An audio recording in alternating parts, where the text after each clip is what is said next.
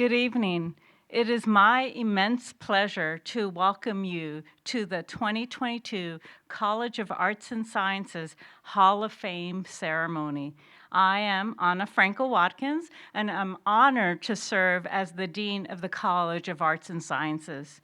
Today, we celebrate our inductees, who are some of our most distinguished alumni and faculty. You will note the profound professional and personal benefits of the arts and sciences education throughout our ceremony. Our honorees' life stories reflect the power and purposefulness of their education, as well as their ability to positively impact their professions, their communities, and the nation. We are proud of so many of our talented alumni. We are pleased to have past honorees and alum who have been inducted to the Hall of Fame here today. I would like to recognize a few past honorees who are with us this evening. Please stand so we can recognize you. We welcome Hall of Fame alumni Susan Abbott Jamison,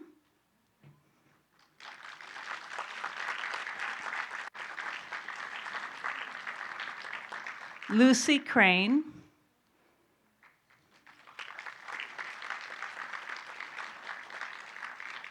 Ann Deaton,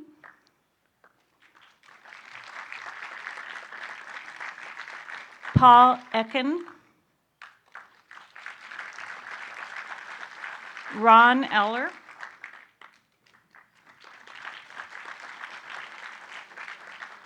Joseph Jones,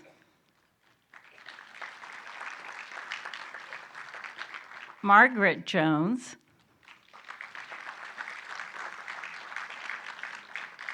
Robert Rich,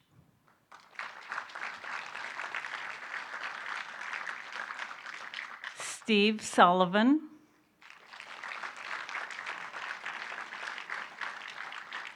and Wynn Williams.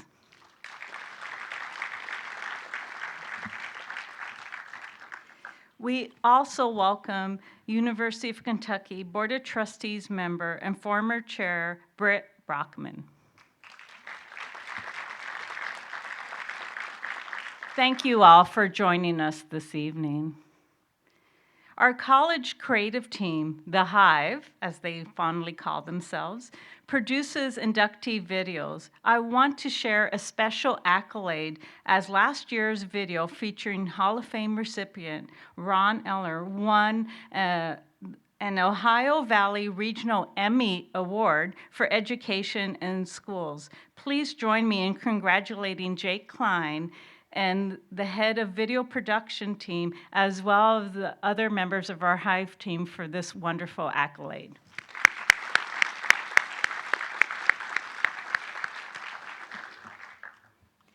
Today, we continue this wonderful tradition by honoring the achievements of three of our extraordinary alum, Latasha Buckner, Dennis McCarty, Cynthia Dee Rapp, and one of our remarkable faculty members, Dwight Billings.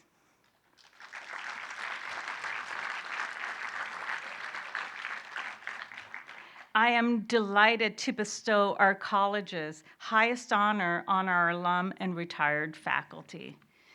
I have the pleasure to introduce you to our first honoree, Latasha Buckner. Latasha Buckner is originally from Glasgow, Kentucky. She graduated from the University of Kentucky with a bachelor's degree in psychology in 1997. She was also in the honors program. Afterwards, she earned her Juris Doctorate from UK's College of Law in 2000. She currently serves as the Chief of Staff and Senior Counsel to Governor Andy Beshear.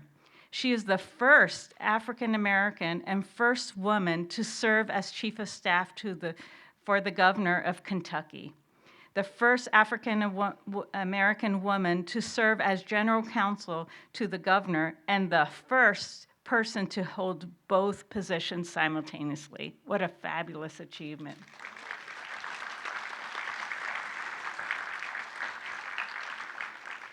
She began her legal career as an assistant Commonwealth's attorney and served as Deputy Executive Director for Public Protection Cabinet's Office of Legal Services, practicing in such diverse areas as alcohol beverage control, horse racing, and financial institutions.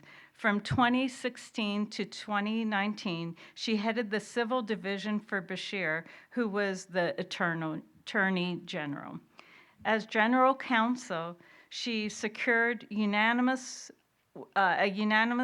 win upholding Beshear's authority to issue executive orders during the unprecedented COVID-19 pandemic.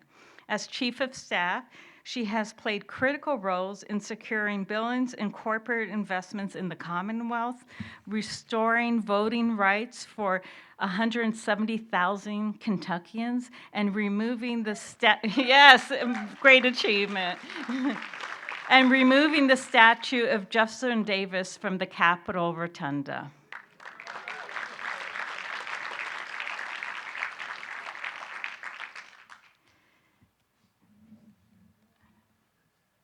Okay. At this moment, I'm going to sit down so we can watch our video. I've been drawn to public service my entire life. My parents are people who believe in volunteering and helping. So being part of a community and making sure that we're looking out for people who sometimes can't look out for themselves and just making life better as much as we can, super important to me. My name is Latasha Buckner. I'm from Glasgow, Kentucky. Glasgow, Kentucky is about, when I was growing up there, maybe 10 to 12,000 people. Not sure it's much bigger now. My entire school was 600 people. My graduating class was 110. I was part of a fairly large family for the town and had a great experience there. I got to the University of Kentucky by really looking at what's important. Coming from such a small town and a small school, it allowed me not to feel that I might get swallowed up in a large place.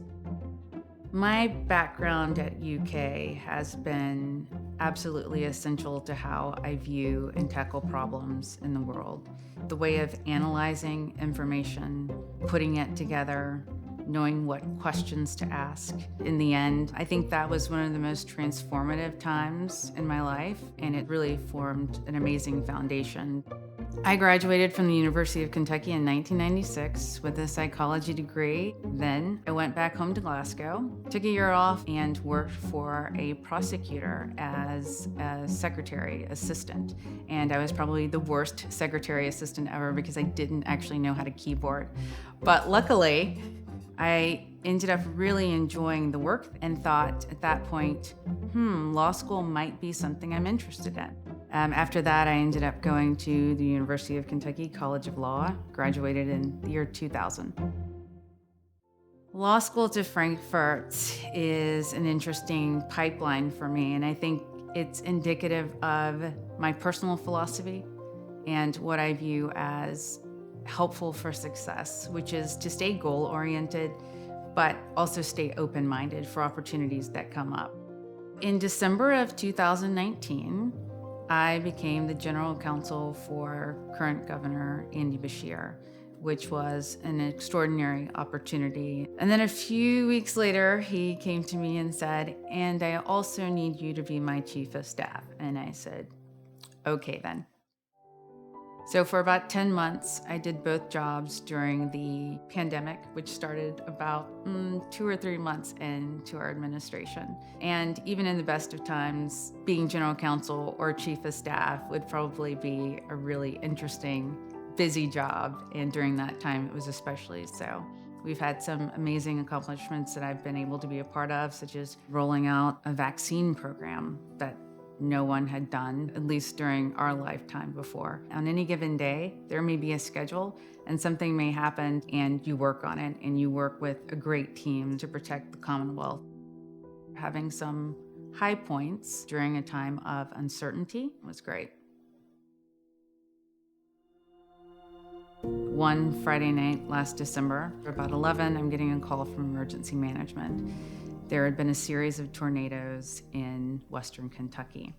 Within an hour, I meet the governor in the emergency management system, and then at daylight, we are on our way to Western Kentucky, where we went for the next week, at least daily, to visit the people there, to see the damage, and to try to get them the resources that they needed. To be able to be on the ground so quickly and getting the resources that people needed and assessing the damage made me feel as though everything that I had worked towards was coming into play to help people in real time. In the spare time that I have, I enjoy seeing my kids at their activities, who right now seem to be such great citizens in the world. My daughter's been playing lacrosse for 4 years. My son's into baseball. Those are moments where I get to relax and really focus on, while I do important things with my job, there's a lot more to life than just work. As I look back upon my undergraduate career at UK, I think to me the most important thing, and the thing I will instill in my own daughter, is you have to have goals and stay goal focused, but stay open to opportunities that come along the way. I could never have planned how I got here, and working on behalf of the state during such a historic time is something that will always stay with me for sure.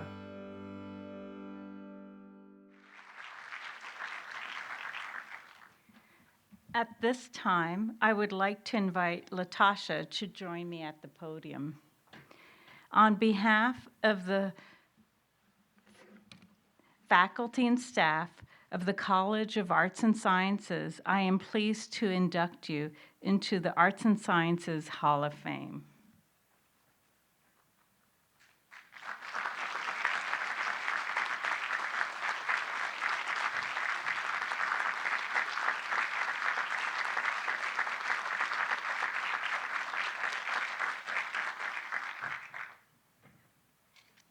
Thank you, Dean.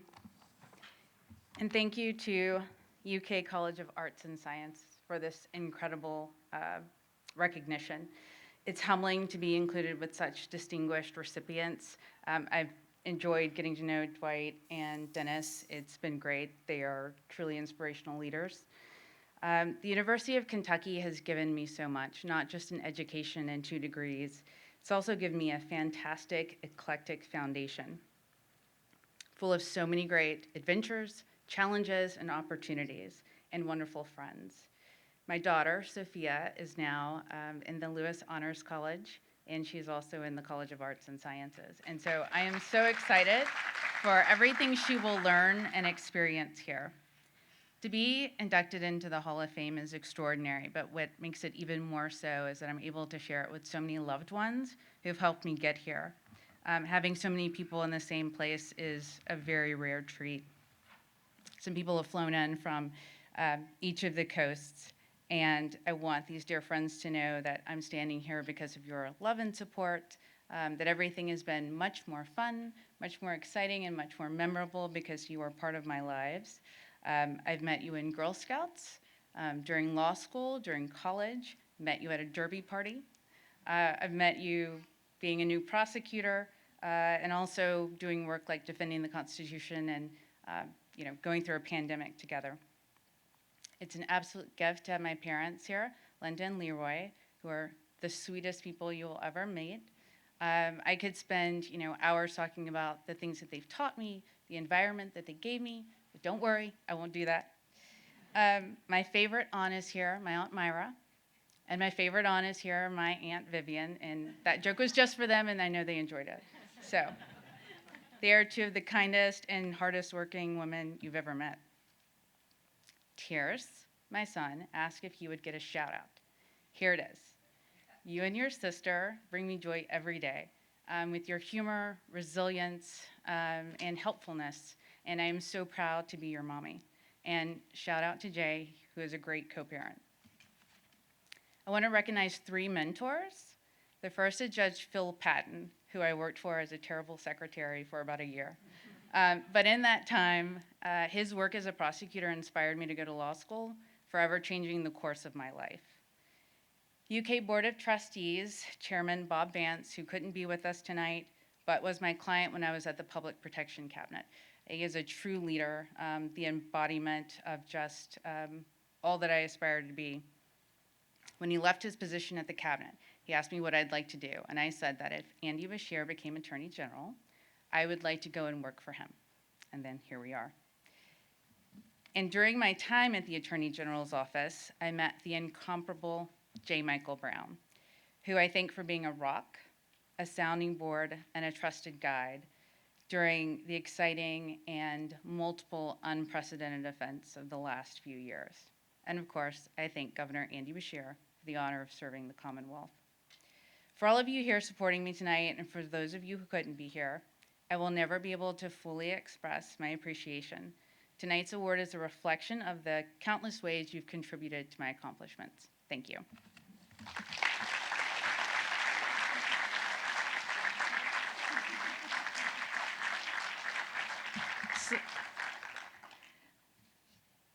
Latasha, I'm pleased to share with you a special message for you. Governor Beshear was unable to attend tonight's events and wanted to send his personal congratulations. Hey everybody, it's Andy, and thank you for letting me join you tonight to celebrate your induction of Latasha Buckner into your Hall of Fame. Latasha is certainly worthy of this honor with the work she has done for this state over several decades.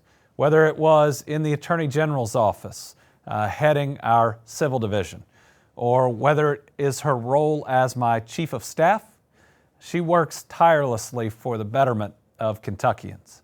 I'm proud of what this administration has done, and Latasha is a huge part of that success. I couldn't imagine a better person to govern with. So, Latasha, congratulations.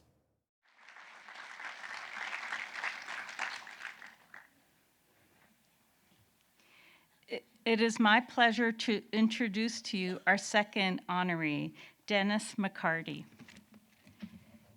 Dennis McCarty was born in Chicago as the eldest of 6 children, and his family later settled in Louisville, Kentucky. He earned a bachelor's degree in psychology at the University of Kentucky in 1971. He continued his UK education by earning a master's and doctoral degrees in social psychology in 1976 and 78, respectively. Throughout his career, he has been committed to the prevention and treatment of substance abuse disorders. He has been a leader in the prevention and treatment for alcohol and drug use disorders for 4 decades. He is a professor emeritus at Oregon Health and Science University, Portland State University School of Public Health. Where he assessed the organization, financing, and quality of prevention and treatment services for alcohol and drug use disorders. He previously served as the Director of Substance Abuse Services for the Massachusetts Department of Public Health and as a principal investigator for both the Western States Node and of the National Drug Abuse Treatment Clinical Trials Network and the Network for the Improvement of Addiction Treatments. He served as an expert leader for several organizations dedicated to the prevention and treatment of alcohol and drug use disorders. His honors include a Lifetime Achievement Award from the Alcohol, Tobacco, and Other Drugs section of the American Public Health Association in 2012, and fellow status in both the College of Problems on Drug Dependence in 2019 and the American Psychological Association in 2007. I've been fortunate. I've been able to work with people with drug and alcohol problems, been able to recognize that it's a fatal illness, doesn't need to be fatal, but it's the fatalities you remember.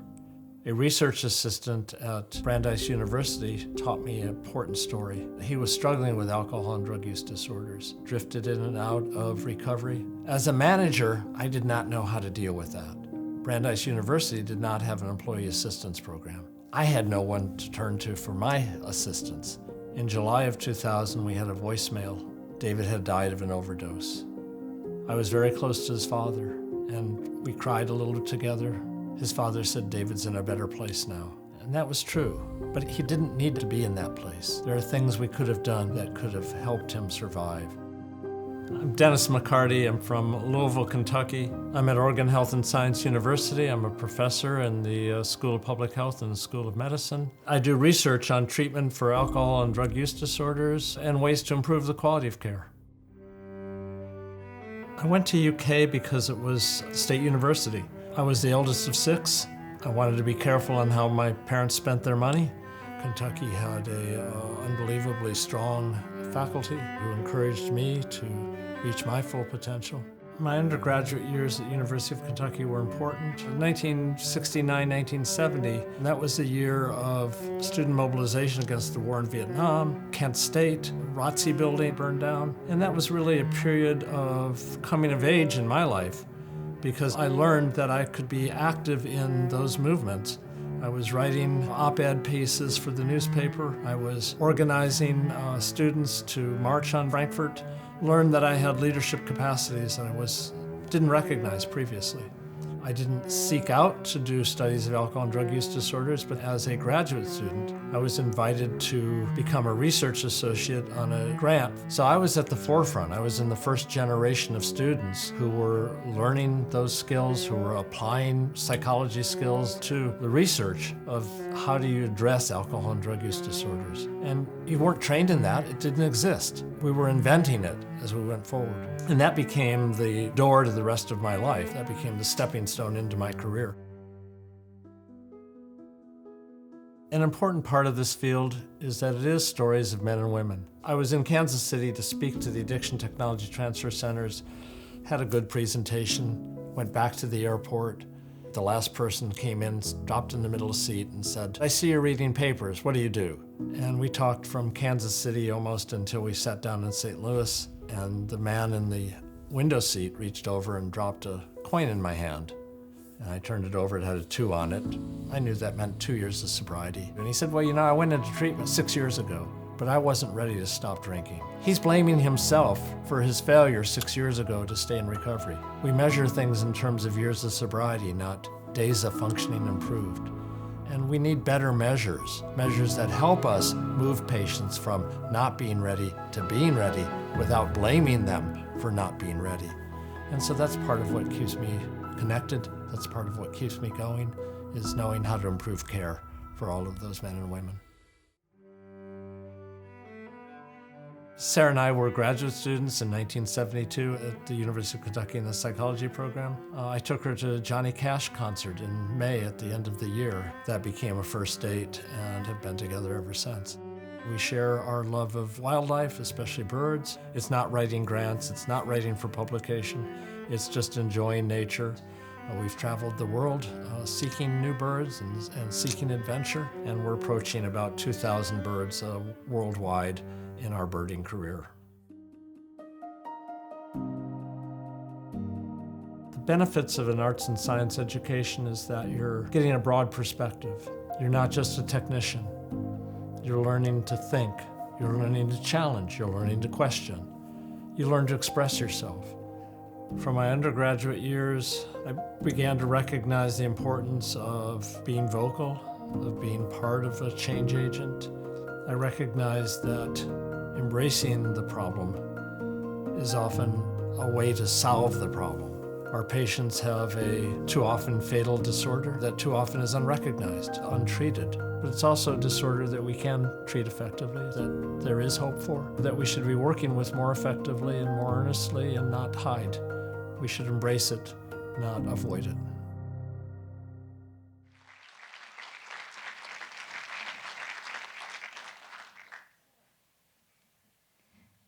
At this time, I would like to invite Dennis to join me at the podium. On behalf of the faculty and staff of the College of Arts and Sciences, I am pleased to induct you into Arts and Sciences Hall of Fame.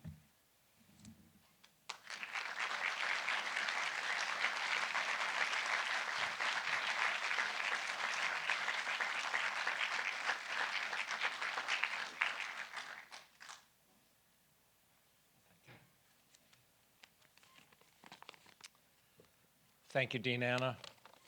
Thank you, Jake, for the summary of my career. I'm pleased to be honored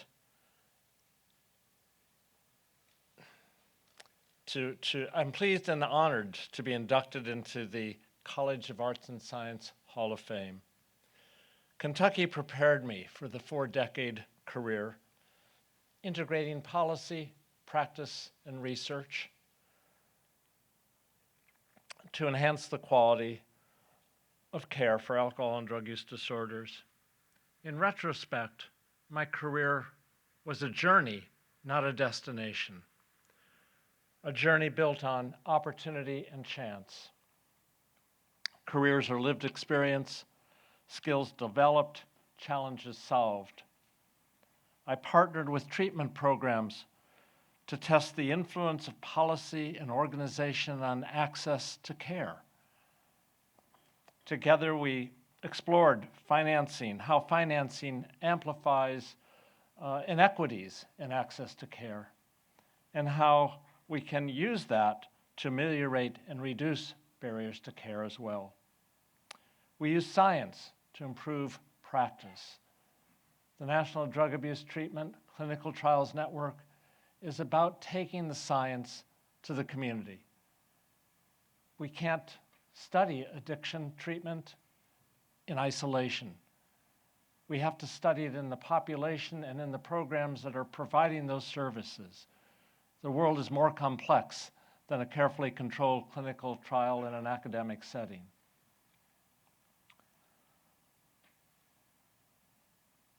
Another initiative that I worked on closely was the Network for the Improvement of Addictions Treatment. The addictions treatment world is in many ways antiquated. It doesn't have electronic medical records. It doesn't have high volumes of financing. People are discouraged from entering care.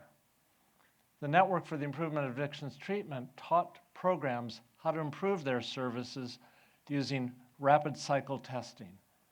Let's try this on the next patient. Let's let them in tomorrow rather than waiting a month. Do we see a difference? Do we see more people getting care? That program has been very influential and has been adopted in programs all over the US.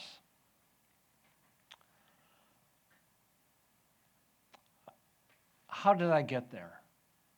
Well, I begin by thanking my graduate school classmates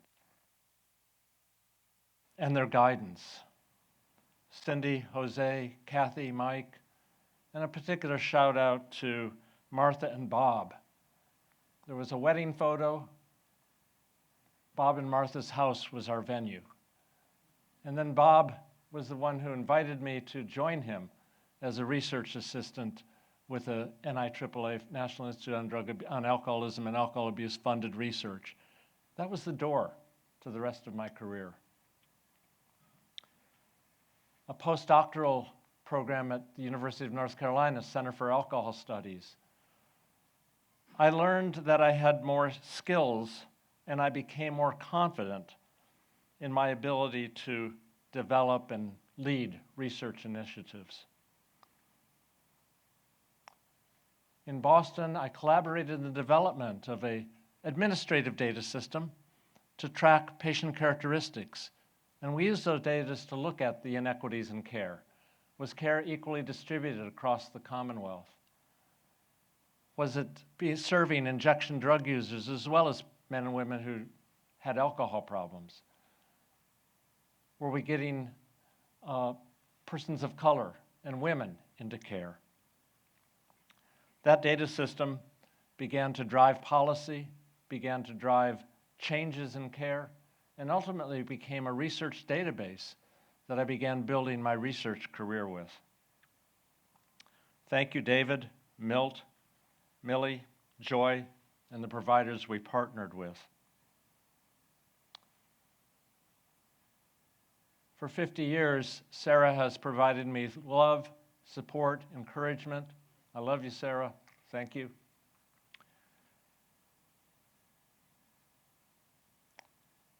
Frank and Margaret McCarty, my parents, invested in education for me and my siblings.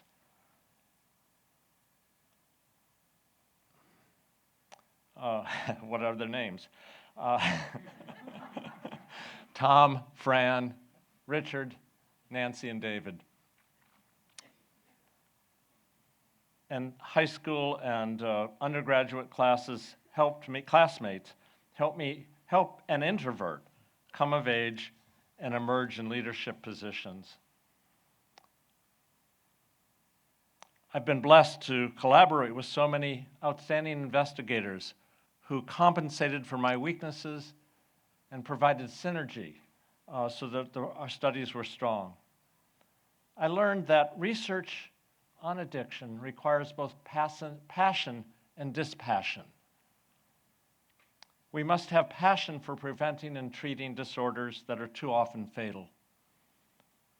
Research, however, insists on dispassionate design, data collection, and analysis to arrive at meaningful results. Recall philosopher Garth Brooks. I'm glad I didn't know. Our lives are better left to chance. I could have missed the pain, but I would have missed the dance. I enjoyed the dance. Thank you, University of Kentucky.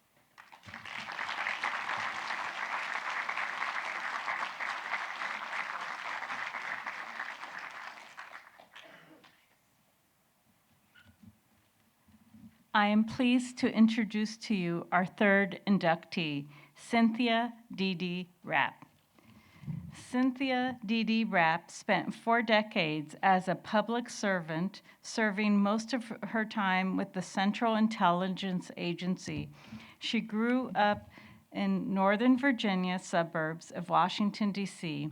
She earned undergraduate degree in Russian studies in 1975 and then a master's degree in political geography in 1978 from the University of Kentucky. She joined the CIA as a geographic analyst, but much of her analyst career, she covered a range of intelligence issues in the former Soviet Union, the Middle East, and Europe. She also served in several overseas assignments. Entering management, she oversaw the production and content of the President's Daily Brief. She returned to analysis with the CIA's Middle East Analytic Program. She then served as Deputy Director of Congressional Affairs and then as the first Assistant Deputy Director of National Intelligence for the Intelligence Integration. Later, she returned to the CIA as Director of Public Affairs and then as Senior Analytic Representative in the European capital. Back in Washington, she worked as Deputy Chief Operating Officer for the CIA and later as Director of the CIA's Global Analytic Program. She closed her career as the Chief of Staff for the Director of the CIA. Rapp recently received 2 Presidential Rank Awards and the Director's Award for Distinguished Service, as well as the Distinguished Career Intelligence and National Intelligence Exceptional Achievement Medals.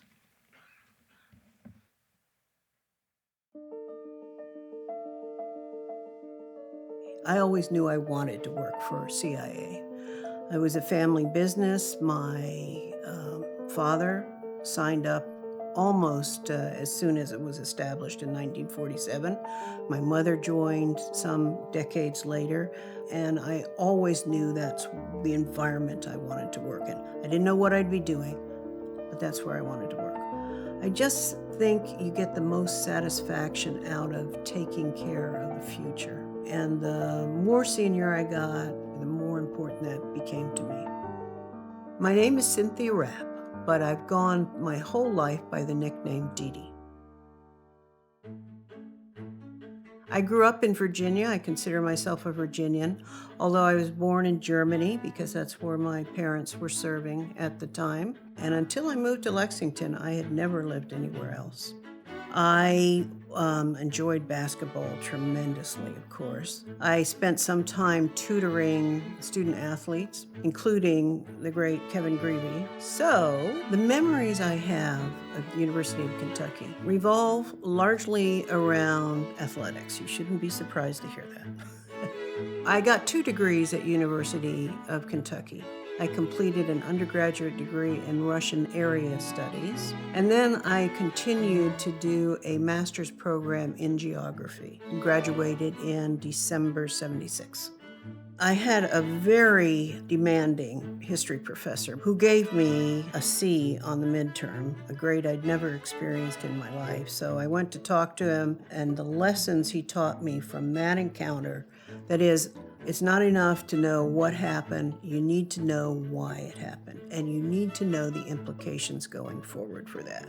He could not have prepared me better for a lifetime supporting policymakers, because that's what they need. I retired July 2021, having served as Chief of Staff for the Director of Central Intelligence Agency, which was a rare honor and privilege during a time of COVID and real political turmoil. I know things my analysts have written have resulted in a changed decision, have shed better light on a subject, have sparked a more important conversation, and that is the satisfaction you get from doing intelligence analysis properly. It's hard for me to say what the most exciting opportunity was. Living overseas, that's got to be up there. Met a fair share of celebrities, but I think it's really the ability to reinvent yourself is the way I think of it. I always told people, if you're bored, if you're jaded, it's your own fault. Because there's nothing you can't do here. I love to touch history. And the way I've operationalized that is through collecting books, works of Shakespeare, first edition cookbooks from the 20s, 30s, 40s, and 50s, which I think was really a time of great social change in the United States. And then the last thing I do, because it's such powerful social history, is collect Oscar memorabilia. There's such a variety in the films that are made, the presentational style, and it's just kind of cool to hold that in your hands. I have 2 wonderful daughters. They're both historians, but they're doing their own things. They're doing what fulfills them. My husband had a very successful career in his own right, but he's found a second career writing Cold War espionage fiction. And I get to do the fact-checking and editing, which is something I love to do. Always do more. Never be someone who just does the task you're assigned, although clearly you have to do that and you have to do it well. But do other things that demonstrate you're concerned about the well-being and growth of whatever organization you're in. To me, that's what marks a future leader, and I think that's where most will want to be. An arts and sciences, liberal arts education is really excellent preparation for the kind of work I chose to do. It fosters a creative mindset, a critical mindset, and in my work experience, I found that having that really sets you up for success, I believe.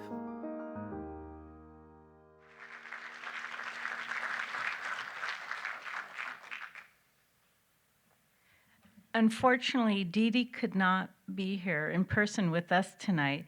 She would like to share a personal message. Good evening. I'm sorry I can't be there to personally accept this great honor you've given me. It was totally unexpected, and so it's all the more special. And I'm so pleased that you looked to public service for examples of alumni success stories. I'm sure you'd find plenty. When I think about my years in Lexington, I'm reminded of a line by Robert Frost. The afternoon knows what the morning never suspected. Age brings perspective, and I can now see the importance of my UK experience in its totality. It's not just the substantive knowledge I gained, which of course was critical and got me my initial job as an analyst at Central Intelligence Agency.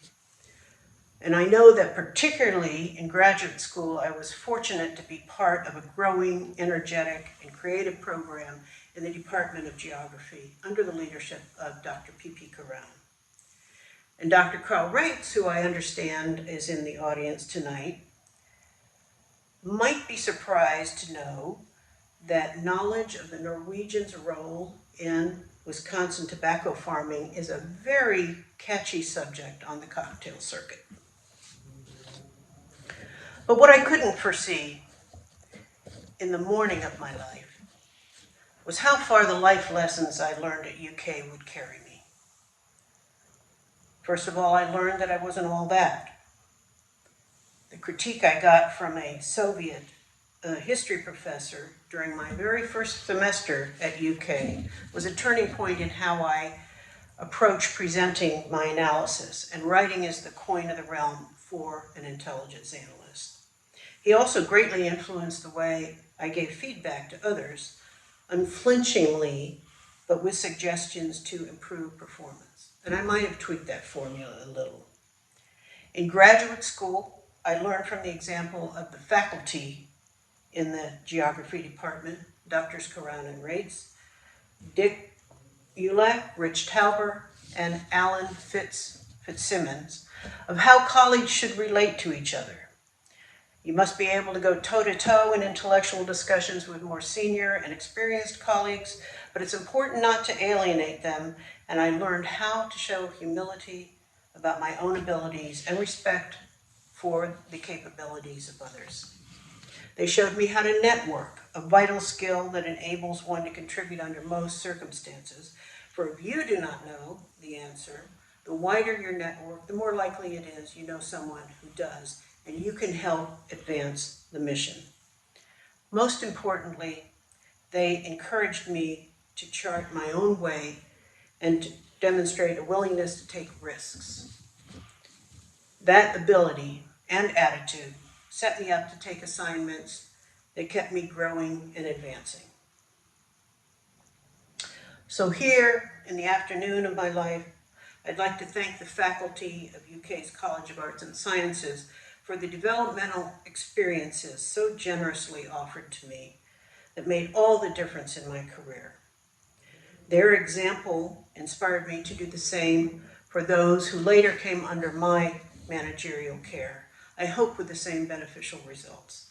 I would love to be involved with the generation of leaders the university is developing right now, particularly those who might be thinking of starting out in public service where they are desperately needed. I'd also like to thank Teresa Smith and the crack team of Eleazar and Brianna Wilson for working so hard to put together background on me for this event. And of course, my husband Bill and daughters Eleanor and Julia, who supported me throughout my career. Let me close by raising a glass to the University of Kentucky and the beautiful city of Lexington. Thank you for all you gave me. May the university continue to serve as a thought leader. And cheers.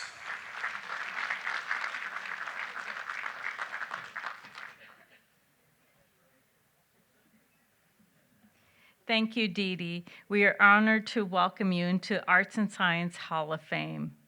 Lastly, it is my pleasure to introduce to you our final honoree of the evening, Dwight Billings. Dwight is a pioneer in Appalachian studies and in the examination of inequality in the region. A native of West Virginia, he attended an elementary school that was segregated not only by race, but by occupation, which inspired him to pursue research into race and class inequality. His two hometowns were sites of deadly coal mining accidents, as well as intense labor conflicts, thereby inspiring his interest in labor struggles. He joined the UK faculty in 1975 and earned his doctorate in sociology from the University of North Carolina in 1976. As an assistant professor, he helped to establish the UK Appalachian Center and Appalachian Studies program. He served as the center's first research director, the first director of Appalachian Studies, and as associate director and acting director. During his 43 years at UK, he earned the UK's Chancellor's Outstanding Teaching Award in 2000, the 2003 Distinguished Professor of the College of Arts and Sciences Award, and in 1993 through 94, UK's Research Professor Award. He has served as the president of the Appalachian Studies Association, vice president of the Southern Sociological Society, and editor of the Journal of Appalachian Studies. He was co-author of The Road to Poverty, The Makings of Wealth and Hardships in an American Region, which received the Weatherford Award for Best Nonfiction Book on Appalachia.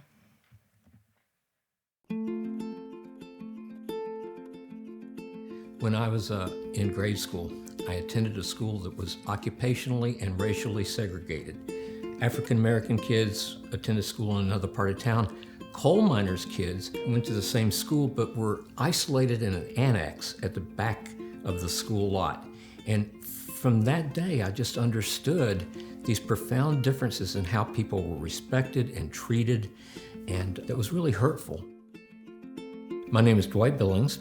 Grew up in southern West Virginia in the coal fields, and I have been teaching at the University of Kentucky for 43 years.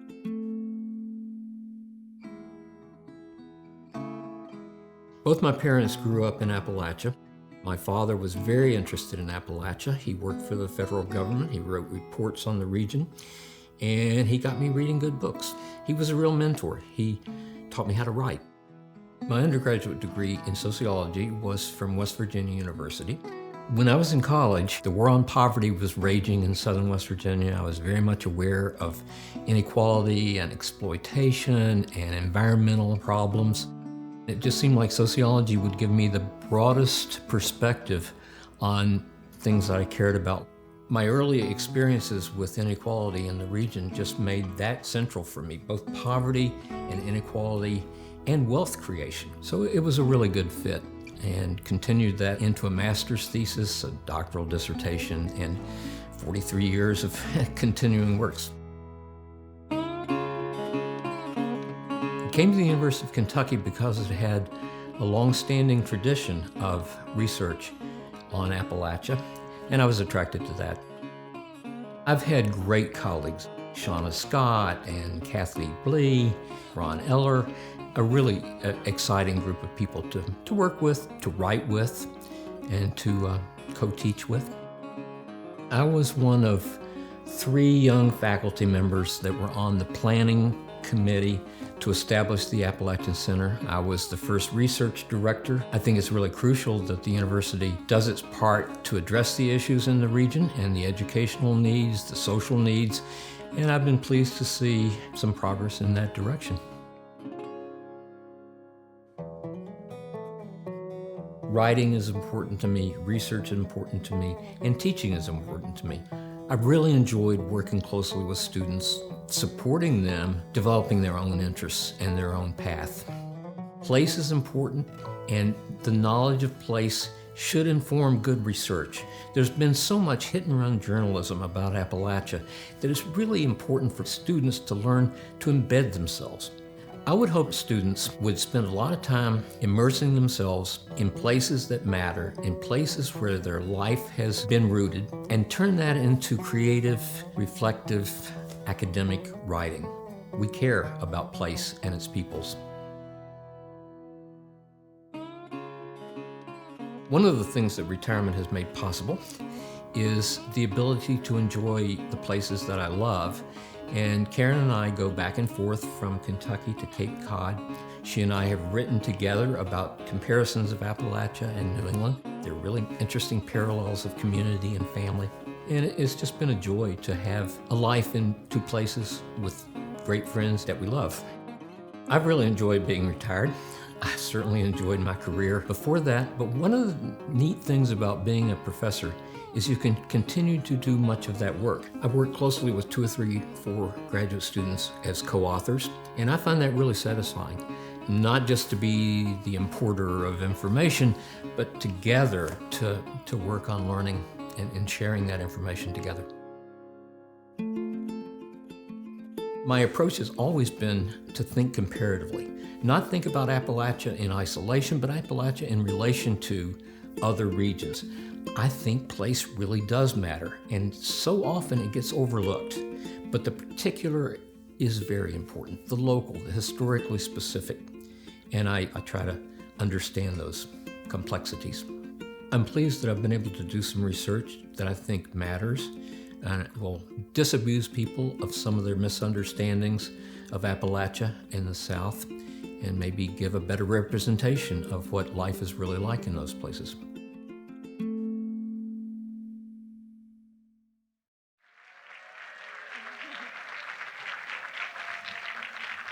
At this time, I would like to invite Dwight to join me at the podium. On behalf of the faculty and staff of the College of Arts and Sciences, I am pleased to induct you into the Arts and Sciences Hall of Fame.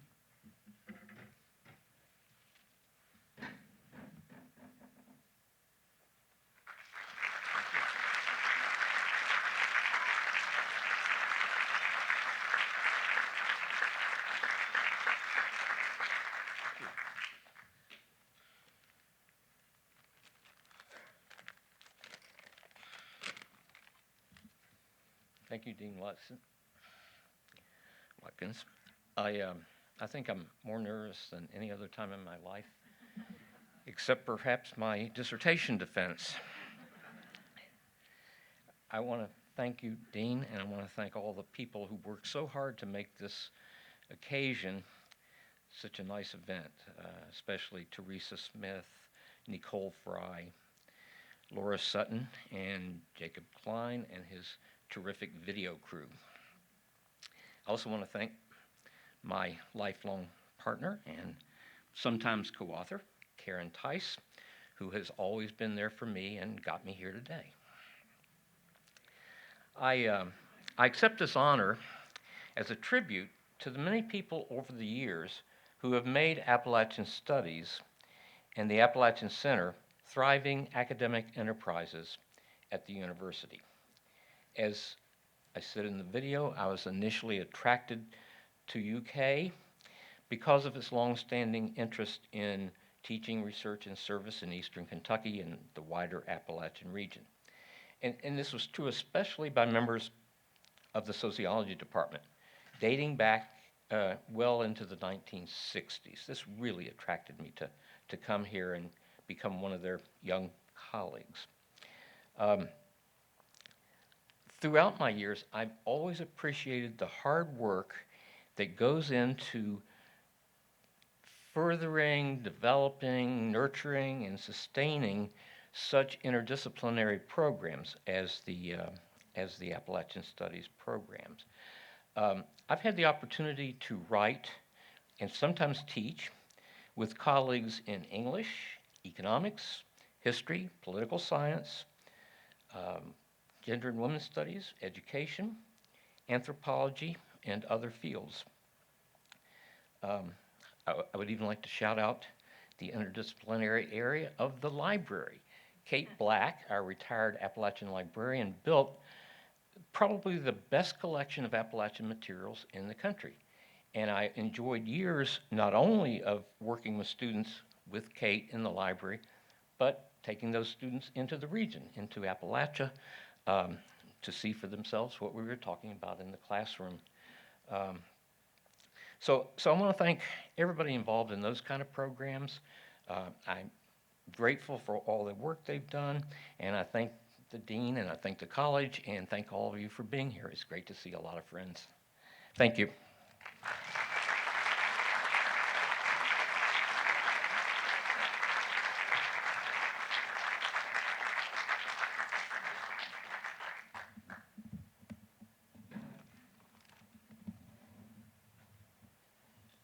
Congratulations to tonight's inductees.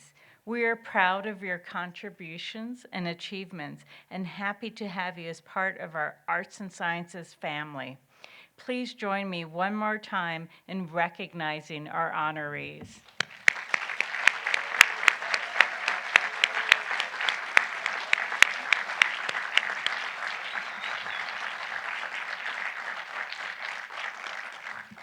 This concludes our 2022 Hall of Fame ceremony. I invite you to join us at the Hall of Fame reception.